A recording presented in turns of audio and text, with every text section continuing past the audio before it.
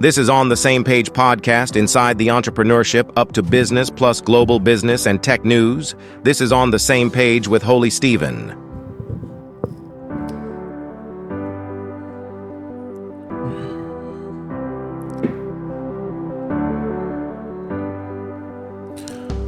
Welcome back on the Same Page podcast with the Holy Stephen, as they said. So we talk about many different things: business, entrepreneurship, plus global business and tech news. Another insightful episode. We are going to start it, a critical topic in the world of today of business and technology.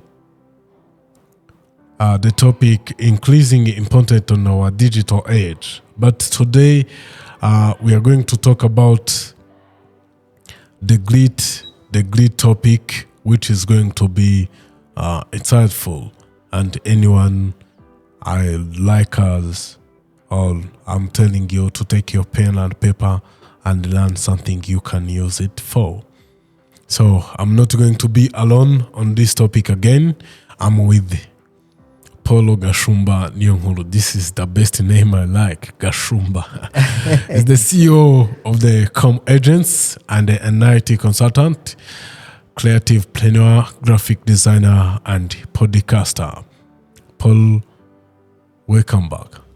Thank you for having me, brother. I'm more than grateful for being here again. And as I told you, whenever you need me, I'm here. I'm here for the love of Africa, for the love of our people who are listening to us now. Yeah, for the good. Thank you. And today's episode, we are going to talk about data protection and cybersecurity, safeguarding our digital world. Paul, this is a critical topic as our personal and professional lives are increasingly digitally. So, Paul, let's start with the basic. Could you explain why data protection and cybersecurity are important in a digital age? But first, what is it? All right, I'm not gonna be like making a definition, but I'm going to make sure that our people understands what is digital protection, what is data protection and cybersecurity. You see, the digital world is a world like this one we live on. Yeah. So if you see it, let's, for instance, take our daily life. Sure. You cannot go out naked. Yeah. You cannot go out without your shirt on. Yeah. I'm talking about this case here in Rwanda. I know there are other places where you can do that.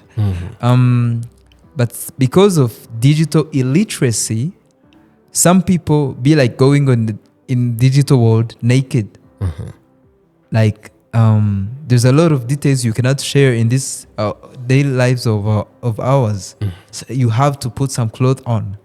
So this is the same behavior we need to have in the digital world. So we have to be aware of our privacy and what we can do to safeguard our confidential information. This includes our personal details. This includes the details of the companies. This includes the data that we have spent a lot of years collecting.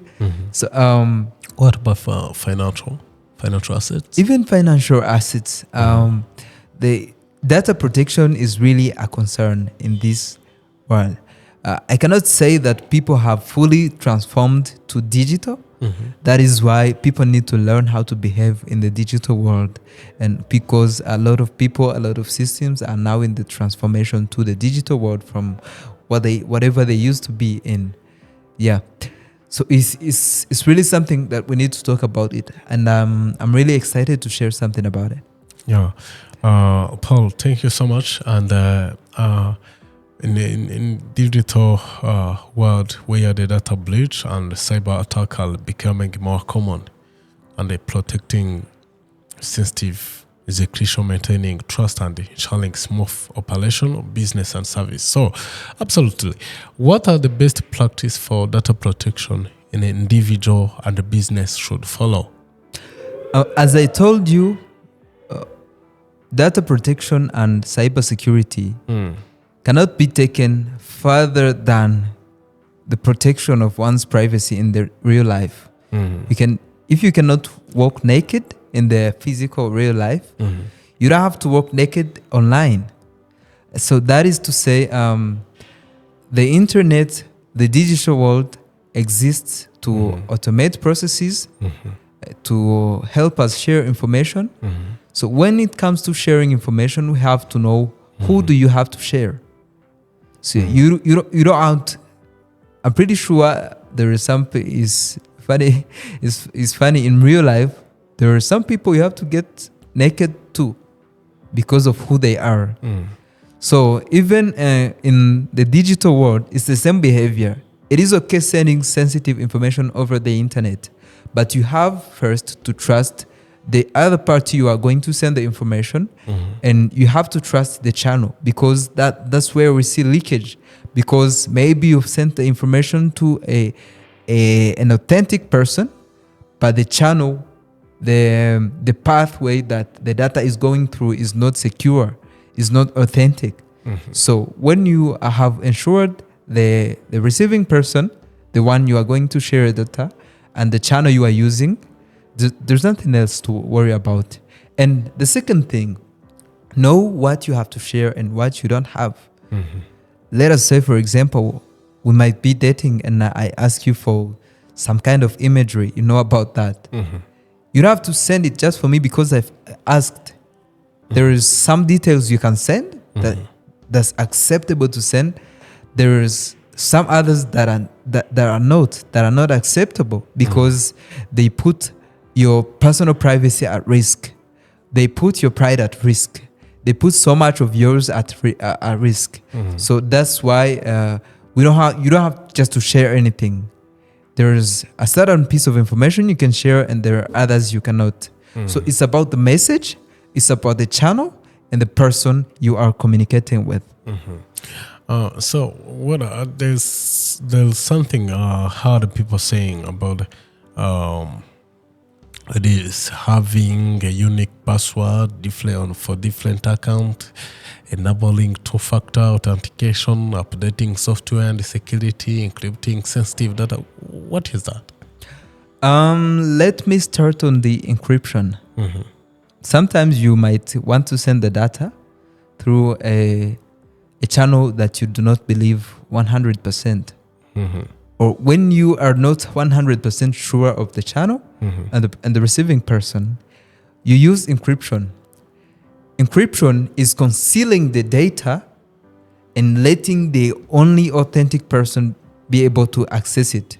So over the path that the data is going through, it is secured because it's concealed. No one can see what's inside. Even if it leaked, there is no worries because it's concealed. And when it gets to the same person who is receiving, the authentic one, there is a dedicated way to decrypt, turn that other message from an encrypted mode, a concealed mode, to an uncovered mode, which is useful information. Again, on the passwords, on most of the digital platforms that we use, be it communication, be it work, be it everything that we use, we need to have an account. It is like you need to have a shelter in this daily living. So the passwords and credentials, we call them credentials, are like keys. So to live secure, you must live in a house that you can close whenever you want. And if it's based, you must be the only one who have to hold the key to opening or closing your house. That is to say, people have to be aware of safeguarding their houses online, their accounts in the other names, by using strong passwords they can remember, but that cannot be easy for anyone to guess. Yeah. Oh, that's another thing. So those are exactly excellent tips. And what about the emerging threats in cybersecurity? What should our listeners be aware of? I'm going to talk about the one I've encountered. This might be like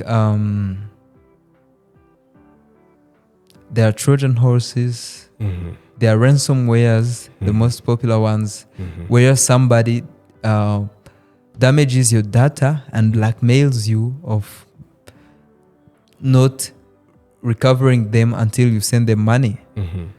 Where somebody steals your data and blackmails you about leaking them.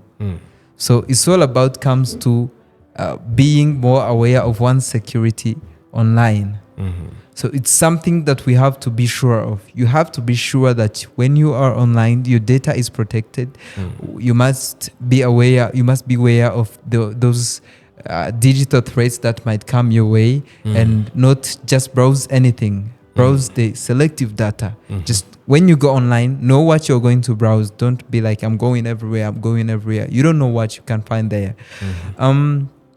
Others are like viruses. Others are like spywares. You know, someone can use spyware to go into the other systems and maybe corrupt data and maybe steal useful information and maybe leak confidential data, which might be detrimental to the progress of the entity that is attacking. Yeah, that's on my mind. That's good. That's alarming, but important to know.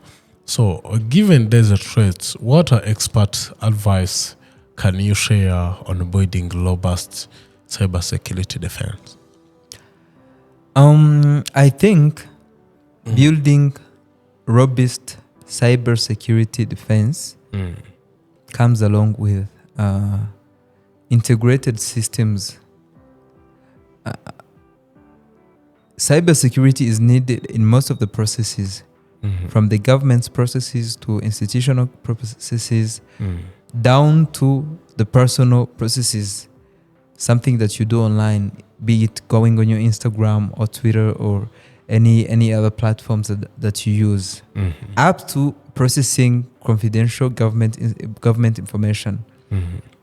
So cybersecurity at first must be implemented on a national level, on a state level, because that's when you can say,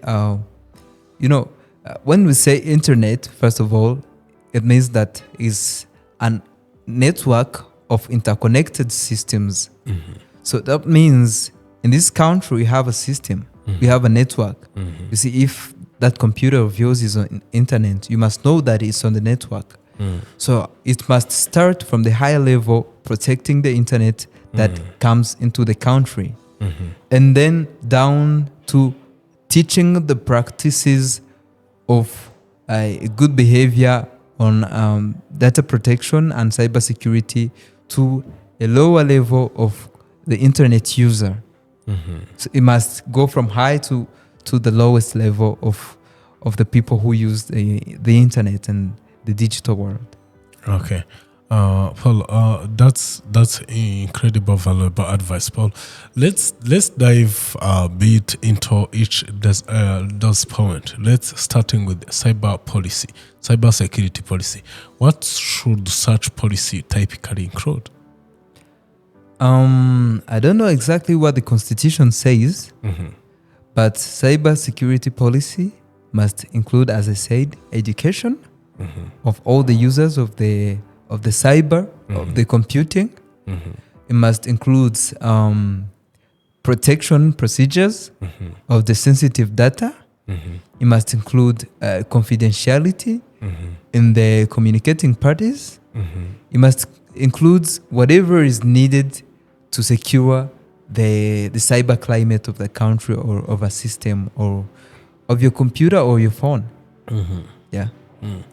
And there is another thing I want to ask you in the private sector, like even government sector, institutions. What about the guideline of training the employees about how, like about cybersecurity, about like regular security and awareness program, provided protocols, like all those. If it is given to the employees, can that improve the way of safeguarding? I'm gonna do a little bit of case study in our country. There are several ventures that were created to teach people about data protection. There is this one called Tekana Online or Get Safe Online, and several others. And there is this I don't remember his name, but he's doing campaigns about teaching people how to be secure online, how to secure their data, how to secure the information they share, how to be sensitive about sharing confidential information about themselves. Training and awareness on people always helps, because at the end of the day, the one thing that makes us do new things that we didn't do, the one things that make us do things in a better way, is knowing about stuff, and training is teaching people about stuff. Yes, so I'm really thankful for the initiatives and ventures that have been set up to make people learn about getting safe online. Yeah, how important it is for the business to stay updated with the latest security technologies? It is crucial because at the end of the day, the business data helps a lot of people and a lot of parties who are involved in their daily operations. So there is a lot at stake when they don't stay updated. And as the security systems evolve, the threats also evolve. Today, the viruses of today won't be a concern tomorrow. Yeah. So there will be new viruses. Okay. One thing they can do is stay ahead of the attackers and use the systems that tend to be secure. You've heard ones like Linux. Linux that doesn't have a lot of virus targets. They have this kind of basic security that ensures your data is well protected. But again, there's still what to do to do it in a more efficient way. So companies really have to stay updated on the security procedures, because even the security threats are staying updated. That's really the reason. Yeah. So, Paul, let's talk about regular security assessment. How frequently should the business conduct this assessment? Every second. Every second? Every second. Because, security, I don't know what you mean by security assessment, but Like, any second. But the reason I said every second is that any second, the information of businesses can be leaked. Any second, the business can be intruded. So there has to be a certain way of frequently checking on the health of the system to check whether the confidential information are secured. Another reason I said every second is that by every second, the data is being transferred from one point to another. So if that frequent checkups doesn't happen, you don't know where the information has leaked, because there are potentials of the information traveling from one place to another, one person to another, one computer to another, but you don't regularly check those channels, those little channels that happen to be in between. So that is why the business have to frequently check the health of their system, the security of their system frequently, even more than every second. Finally, we're having that incident response plan sound like critical. Can you explain what good instant response plan entail? Like any even instance, like you are doing assessment, but also the virus is coming. Yeah, sure. You are doing an assessment. It's like there's something you call like an instant. When you're doing an assessment, you find like there is something there. Yeah, sure. So means that even if you are working every time, Also, the cyber attackers, it's their work to attack. Yeah, sure. Okay, that's good. So what I can do, what I can say about it is, one of the best practices is data get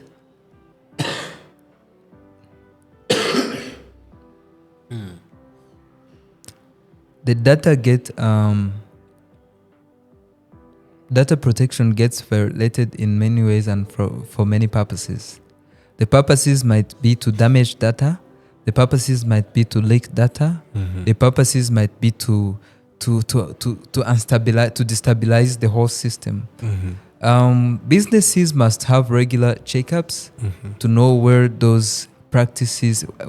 and when those practices might happen, to track potential risks that might lead to the violation of data protection, and they must have frequent backups to retain the useful information when something like that happens. And they might have data protection policy in their systems, in their human resource systems, in their operational systems, in all their strategies, in all the strategy a business is preparing. It should have in all the strategies that a business is preparing, they must have this plan set aside of data protection. So data protection must be a big concern on everything that is on the table. Paul, thank you so much. It's been a pleasure having you on the show again. Your expertise and insight are invaluable. But before we close about this topic, what are the advice you are giving individual, you are giving businesses right now after hearing this episode, what they can go to do, like what they can take away? Stay safe. Stay private. Don't show your private parts online. Don't leak information online, and talk with legit people. Don't just share your information with everyone you see there online just because they've made you trust them in 1 or 2 days, and you feel like having to give them all yourself. You don't have to do that. You have to be taken for who you really are. You don't need to share any confidential or any private, I call it private information online. And for companies, do all the things we said, and find and frequently look for the best practices you can use. There's a lot of information on websites. There is search on the internet and see what to do to be safe online, and frequently check and frequently get updated. So stay safe. That is it for today's episode on data protection and cybersecurity, safeguarding our digital world. We hope you found this discussion insightful and informative. Don't forget to subscribe on the Same Page podcast in all channels for more invaluable insight stories from the world of entrepreneurship, business, plus global business and tech news.